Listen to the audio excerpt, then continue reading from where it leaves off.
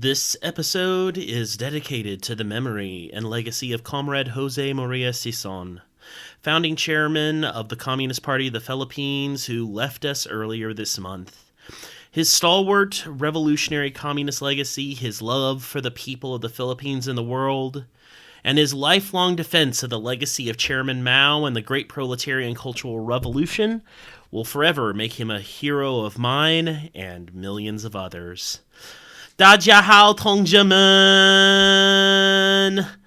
Welcome back to the Great Proletarian Cultural Revolution podcast with your host, Drew Smith. As always, it's great to be back in the studio.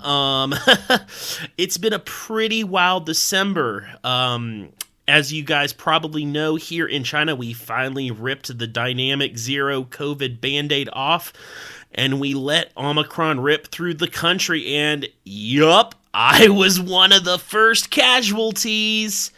After almost 3 years of thinking that my residency in China would make me one of the lucky few who would never ever get it, well, I got it. Yep, just a couple of weeks ago, it was about 2 a.m, and my partner shakes me awake and goes, "Oh my God, honey, you're burning up." And I'm like, "No, I'm freezing." And then I felt the body aches and I started coughing and I got up and I had a 38 degrees Celsius fever. So it was definitely quite a surprise. Granted, it wasn't the worst, but, it was like a flu from hell, basically. But, whatever. I earned my COVID wings, I guess, alongside everyone else. But otherwise, I've just been finishing up the semester. Got a book review coming out in an academic journal here soon for Jonathan Eschrich's Accidental Holy Land, the Communist Revolution in Northwest China, about how Yan'an became the main base area during the Chinese People's War. So, and I had a pretty nice quiet Christmas here with my partner and my cat. But you guys aren't here to hear about all that, are you? No, you're here to hear about the rest of the story. So in our story where we left things off at the end of the October Party Conference and with the resuming of the Red Guard rallies in Beijing. That's where we left things off, yeah. Now, I must admit, as we discuss November and December of 1966 in this episode, I'm going to have to skip a lot of the action, because if I told you guys everything that happened in these 2 months, we'd have a 3 or 4 hour episode. This was a critical period of the Cultural Revolution, and it's the one that led to the January storm of 1967 being possible. So I'm going to try to keep it mainly to about 30 minutes today, concentrating on the rise of the rebels of Shanghai, but I will also get you guys up to speed with the going on in Beijing and Shandong province too. So let's get back to that. So, on November 3rd, the largest Red Guard rally of all the 8 Red Guard rallies held that year was held in Tiananmen Square. From the Tiananmen roster, Mao and his comrades watched as somewhere between 2 and 3 million Red Guards paraded past the gates. Mao, in his PLA uniform, walked up and down the gate 9 times to greet the Red Guards, while Lin Biao gave a speech about how the Cultural Revolution was going to be a new era of boundless loyalty to Chairman Mao and the most democratic society ever conceived of in history. Meanwhile, way out in Chongqing in Sichuan province, disgraced Red Guard leader Tan Lifu, remember he was the guy who popularized the bloodline theory, was found hiding by a group of Beijing Industrial East is Red Guards who dragged him back to Beijing, where he was forced to make a self-criticism.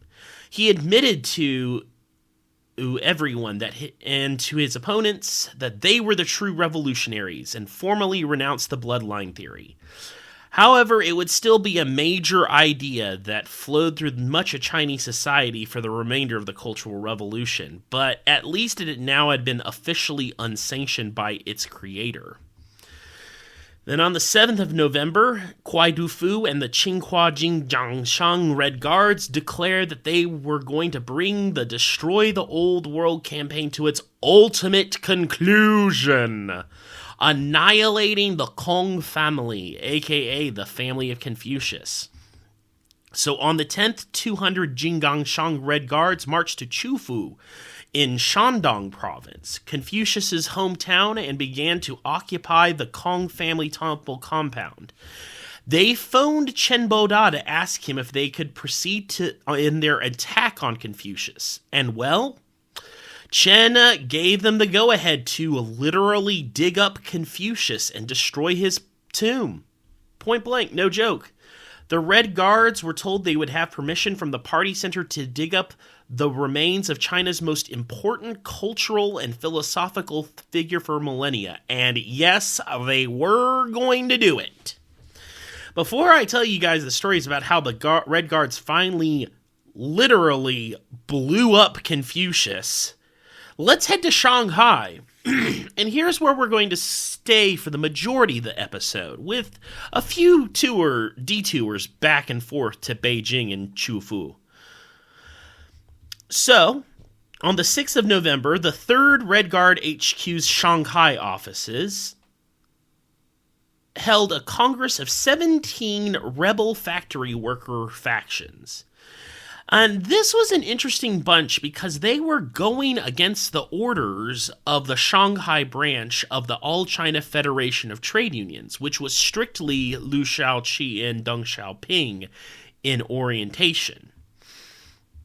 With the official unions in the hands of the rightists, the workers of Shanghai were taking matters into their own hands.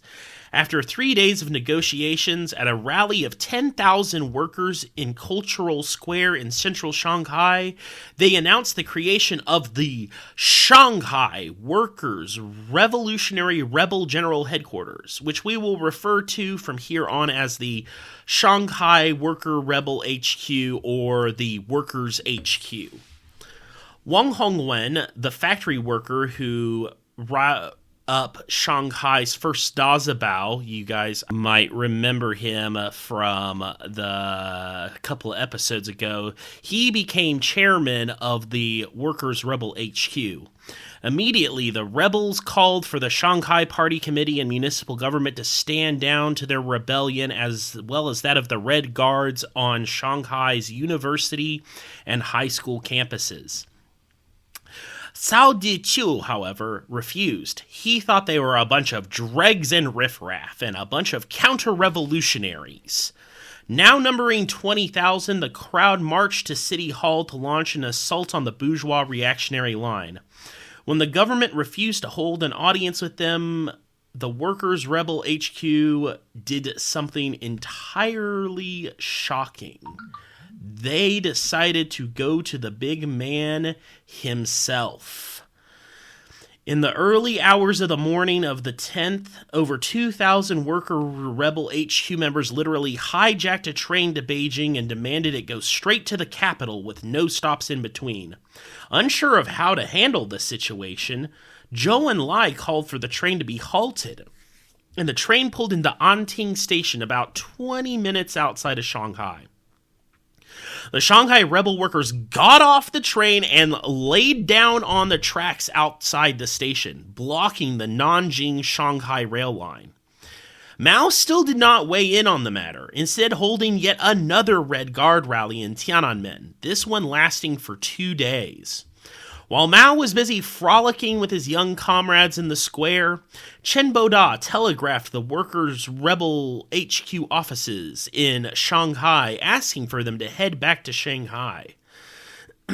But the workers refused to speak to anyone but Chairman Mao. Zhang Chongqiao, the CCRG member most sympathetic to the Shanghai rebels, decided to leave Beijing to head to Shanghai to personally handle the situation. On the 12th of November, Zhang arrived in Anting and persuaded a majority of the rebels to stay in Shanghai and struggle against the local authorities in person, and to not involve Chairman Mao at that particular point. The next day, the Shanghai Rebel Workers HQ held a mass rally blaming the Shanghai Party Committee for the Anting Railway incident and asked for Zhang to take up their cause. He happily accepted. So, let's take a minute to talk a little bit about our man, Zhang Chengchao, the man of the hour. I've mentioned him multiple times in earlier episodes, but I think this is the perfect episode to give you guys a proper introduction to the man himself. Born in 1917 in rural Shandong province, Zhang was the son of a physician who moved to Shanghai after high school, and he moved to Shanghai after high school to become a writer, independent journalist, and anti-imperialist activist. In 1938, he went to Yan'an to join the Communist Party, where he helped build the party's propaganda machine from its primary base area. After 1949, he became head of Shanghai's most prominent newspaper, Liberation Daily, and became one of the most radical figures within the left wing of the city's party apparatus. In spring of '66, he met Jiang Qing and, striking up a political alliance with her, moved to Beijing and helped her and Mao launch the Cultural Revolution. Extremely intelligent, eloquent with his pen, a great orator, powerfully charismatic, he was one of Mao's most important allies across the entire Cultural Revolution and became part of the powerful radical clique that would later become known as the Gang of Four. In 1975, he wrote one of the most important documents of the Cultural Revolution not written by Mao, called On Exercising the All-Around Dictatorship of the Proletariat over the Bourgeoisie, which is still considered a classic of Maoist political theory to this day. Because of his intelligence and radicalism, the Workers' Rebel HQ saw him as their most steadfast ally in the Shanghai Party apparatus. On the 14th, Mao finally spoke out. He convened the Politburo and backed Zhang Chengchao for his pro-rebel handling of the Anting Railway incident and said that the PRC's constitution protects the workers' right to organize labor, and thus the Workers' Rebel HQ was a legal body whose rebellion he completely endorsed.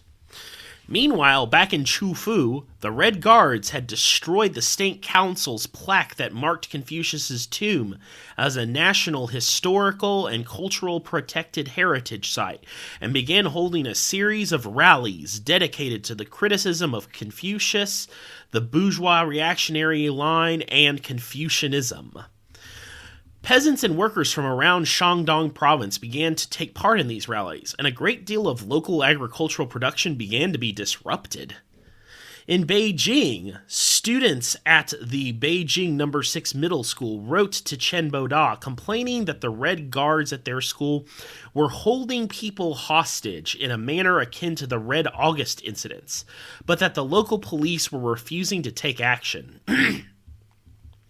Jen and a delegation of other CCRG politicians walked to from Jiangnan High to the No. 6 Middle School and found a grisly scene. On the music room's wall, written in blood, were the words, "Long live the Red Terror," and the bodies of 2 teachers and 1 student. On November 20th, Mao met with the Beijing Party Committee and called for Red Guard units to stop creating their own jails and to release all captives immediately. However, university Red Guards in Beijing were continuing a bloody fight. The last remnants of the rightist Picket Corps Red Guards attempted to attack a camp of the ultra-radical 3rd HQ Red Guards at a rally in Tiananmen, injuring several before being beaten back off. On the 25th, the 8th and final Red Guard rally was held in Tiananmen, and with the end of these Red Guard rallies, Mao had reviewed over 12 million Red Guards since August. Mao decided to end the rallies at this point because it was now well into November and the winter freeze was hitting Beijing really hard that year.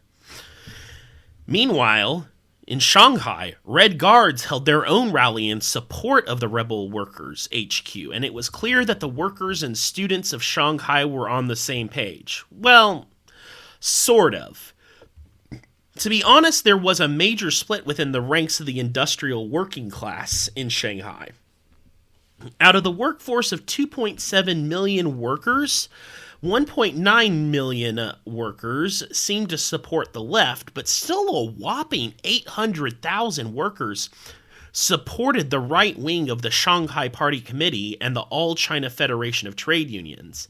I mean, I guess it makes sense when you have the most developed working class of all of China with the largest trade union apparatus, you're bound to have some kind of stratified workers who make up sort of a, I guess, labor aristocracy, to use like a Lenin phrase. Either way, the right-wing workers were ready to make their own defense groups. Shanghai workers opposing the rebel HQ formed the Red Defenders Battalion on the 26th of November and started recruiting among citizens of Shanghai who were opposed to the CCRG. Back in Beijing, a new Red Guard faction was set up with a shocking line that Lin Biao and the CCRG had betrayed Chairman Mao and the Cultural Revolution. This new group, mainly around Beida's Red Flag faction, set up the United Action Red Guards. Needless to say, the CCRG was quick to meet with the 3rd HQ Red Guards to discuss how to stamp out the new United Action sect. On the 29th, peasant brigades in Chufu set up a grave-digging team and began to dig up the graves of the Kong family cemetery, tossing around the bones of Confucius's descendants and breaking down their tombstones and commemorative plaques. On the 30th, in Portuguese colonial Macau, 60 self-proclaimed Red Guards began demonstrating outside the governor's palace, calling for resistance against the ruthless imperialists.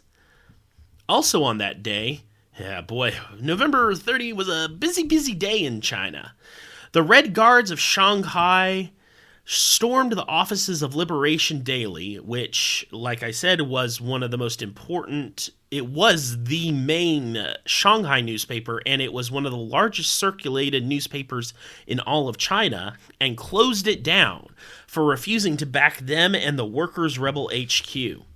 The Shanghai Party Committee attempted to organize a group of rightist students to break the Red Guard occupation, but the Workers' Rebel HQ counterattacked viciously. Meanwhile, again, I say meanwhile a lot in this episode, because, I'm having to jump around a lot. The Red Guards in Chufu decided to use dynamite to blow up Confucius's tomb, but upon blowing up the tomb, they found nothing resembling human remains was to be found. But, considering the guy died in 479 BCE, it wasn't particularly shocking they weren't having much luck finding anything. But still, the fact is that the tomb of the man who was seen as the foundational thinker of Chinese civilization for millennia had now been blasted to smithereens, and in the eyes of the Red Guards across China, that meant a new era of Mao Zedong as the foundational thinker of Chinese civilization for millennia had started. On December 2nd, mainland radio broadcast into Macau that the colonial authorities were, quote, fascists, and called on the Macanese people to rebel. This caused quite a stir, and the next day 2,000 protesters gathered outside the governor's mansion demanding to speak to him. When he refused, they stormed the building. After 2 protesters were shot dead, the violence spread across the city and the Portuguese declared martial law, and the next day 8 more protesters were killed.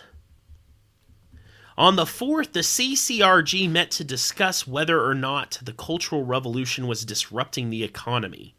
Lin said that such declarations were red herrings and were simply meant to curtail the revolutionary struggle, and emphasized Mao's calls of grasp revolution, promote production. While United Action and 3rd HQ Red Guards fought outside in the streets, the Politburo adopted the 10 points on industry, encouraging workers to rebel, so long as they didn't disrupt production. This was seen as a major victory for the Shanghai rebels, who felt vindicated their rebellion against municipal party committee and trade union apparatuses had been victorious. Back in Macau, the riots finally ended on the 12th, when under pressure from mainland authorities, the Portuguese decided to sack all officials and police officers responsible for the violence and banned the Taiwan-based Kuomintang from organizing on Portuguese colonial territory. This, though, wouldn't be the last time that the Cultural Revolution would leak out onto the streets of colonial-controlled Chinese territories, however. Just wait until we get to the Hong Kong riots of 1967, because that stuff just gets plain wild. In Beijing, 120,000 Red Guards filled the Workers' Stadium and joined the newly acting Beijing Mayor Wu De in a struggle section against his predecessor Peng Zhen. On the morning of the 13th, Jiang Qing attended the national flag-raising ceremony in Tiananmen and applauded the crowd for their spirit of insurgency. She also joined in the recent Red Flag Journal's editorial saying that the anti-CCRG Red Guards were just a small group of capitalist roaders attacking the genuine left. On December 15th, the Politburo issued the 10 points on villages, now officially authorizing rural Red Guard groups, provided they did not cease agricultural production. Although, as you guys may have already noticed, the Cultural Revolution had already been leaking into rural areas for several months by now. But now it had the official backing of Mao and the party center, so that was a pretty big thing. The next day, Chen Boda, Kan Shang, Jiang Qing, and Zhou Enlai held a mass meeting of high school Red Guards and encouraged the kids to take an oath against the Picket Corps and United Action Red Guard factions, while at the same time ending the Red Guard patrols that had begun to cause unnecessary excesses and vigilantism in the streets of Beijing. Later that day, the Picket Corps and United Action Committee bases were ransacked by the high schoolers, which in turn was followed by the United Action Red Guards attacking the Ministry of Public Security. In reaction, the Beijing Ministry of Public Security arrested numerous anti-Cultural Revolution group leaders, including prominent United Action leader Li Hongshang. On 18th, Tan Li Fu, once again the guy behind the bloodline theory, was also arrested for, yet again, going back and spreading his reactionary and anti-materialist ideology. And on that same day in Chengdu, Marshal Peng Dehuai was apprehended by East is Red Guards on Jiang Qing's orders and hauled back to Beijing for a mass criticism session. The wave of arrests between the 15th and 18th were a major coup for the leftists in Beijing, and so with United Action and Picket Corps seemingly neutered for the time being, and Kuai Dufu's Qinghua Jingangshang Red Guard faction strengthened by the actions against Confucius, it was time to turn their eyes back to Shanghai. On December 26, a group from the Shanghai Workers' Rebel HQ met with Jiang Qing, Chen Boda, and Zhang Chongchao to discuss their work contracts with state enterprises. They declared that their contracts were too loose and allowed the Ministry of Labor and the State Economic Planning Commission to exploit them on a capitalist basis. Jiang Qing was so horrified that capitalism had been so deeply restored in Shanghai that she was literally moved to tears. Now seeing the gravity of the situation, she too felt the need to endorse the Shanghai rebels alongside her husband and Zhang.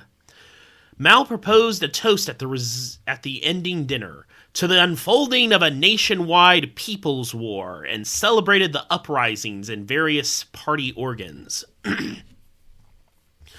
But the right would quickly counterattack yet again in Shanghai. On the morning of the 28th, a group calling themselves the Scarlet Guards, not Red Guards, Scarlet Guards, proclaiming themselves to be dedicated to Chairman Mao and the Cultural Revolution against the Central Cultural Revolution group, the Red Guards, and the Workers' Rebel HQ, ransacked Zhang Chengchao's Shanghai home. I think the Scarlet Guards are particularly interesting. They were a rebel group that was explicitly opposed to the Red Guards. What are we historians to make of these curious creatures? Well, one thing that's kind of interesting bit of trivia is the term Scarlet Guard is Xinhong Shuo Wei. That's the term in Chinese for Scarlet Guard, but what's also interesting is that is the term in Chinese used to describe the Bolshevik Red Guards during the Cultural Revolution. Yeah, in Chinese, when you talk about Bolshevik Red Guards during the Russian Revolution, you don't say "Lo Si Hong Wei Bing." No. You say Sulian Xing Hong Shuo Wei. Soviet Scarlet Guard. So it was a way of these rightist workers and students to declare themselves to be the Bolsheviks, holding a Leninist line against the Red Guard movement. So I thought that was particularly fascinating. Either way, this bunch of goobers were bad news and were planning to derail the rebel movement in Shanghai, and to a smaller extent they had a presence in Nanjing, by any means necessary. Enraged, Zhang phoned Wang Hongwen and said the peach of Shanghai is now ripe and that it was time to wage a blow-for-blow struggle. On the night of the 29th, a rumble ensued on Kanping Road. A rumble in the jungle. A rally of 100,000 Shanghai rebel worker HQ members marched and were met by a counter-protest of 20,000 Scarlet Guards. And it was on like Donkey Kong, motherfuckers. For 2 hours, the two sides rioted against each other, and 91 people were wounded, and the Scarlet Guards retreated. For the rest of the night, the rebel workers HQ celebrated, saying their rebellion was nearing victory. And what's interesting is that night, disguised as a soldier, looking on, he says that he didn't take part in it, but that he just watched from the sidelines, was a young man from Wuhan named Jiang Zemin, who would later become Chinese paramount leader, and who recently passed away. On the 31st, the rebel workers HQ cleaned up house by arresting 240 Scarlet Guard leaders. Some Scarlet Guards tried to go to Beijing to lodge a complaint with Mao, but were intercepted and beaten up again by rebel worker HQ members. But things were only beginning in Shanghai, and nothing could prepare anyone, even Mao himself, for what the Shanghai rebels were prepared to do the next month. Something that would change the entire trajectory of the Cultural Revolution. All right, comrades, well, this is the perfect point for us to put a bookmark in the story. I know this was a shorter than usual episode, but I really just wanted to hit the key points, because otherwise these 2 months in Cultural Revolution history, they can be a bit crazy to keep up with. And next month, we're going to be talking about my absolute favorite point in the entirety of the Cultural Revolution. The January storm of 1967, the Shanghai Commune, and the power seizures that took place across China.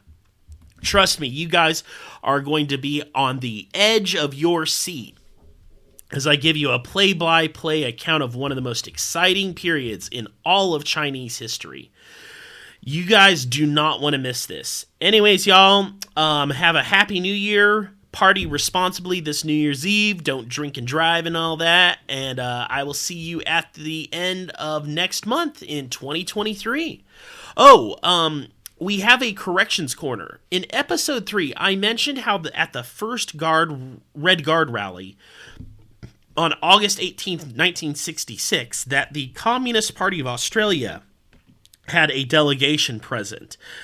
I was somewhat wrong. It was not the CPA that had a delegation present. It was Ted Hill's Communist Party of Australia Marxist-Leninist, which, them being the main Maoist party in Australia after the Sino-Soviet split makes a lot more sense. But, the CPC maintained ties with the Japanese Communist Party well into the mid-70s, as well as the North Korean ruling Workers' Party of Korea, which overall still leaned pro-Soviet. So I didn't question it too much. Anyways, my bad there. Now we know. Special thanks once again to Agents of Disorder Inside China's Cultural Revolution by Andrew G. Walder. Proletarian Power, Shanghai and the Cultural Revolution by Elizabeth Perry and Li Shun. Mao's Last Revolution by Roderick McFarquhar and Michael Schoenhals. I'm not a big fan of that one, but hey, it's got a lot of data and a lot of info in it. Power and Policy by Paris H. Chang. The Cultural Revolution at the Margins, Chinese Socialism in Crisis by Wu Yi-ching. Revolutionizing Antiquity, the Shanghai Cultural Bureaucracy in the Cultural Revolution, 1966 to 1968 by Denise Y. Ho. And the Anti-Confucian Campaign during the Cultural Revolution, August 1966 through January of 1967. A dissertation by Zhou Zihao and James Gao. All right, y'all. Well, it's Friday night, so I'm going to just kick back and relax. Hope you guys enjoy this episode. 再见!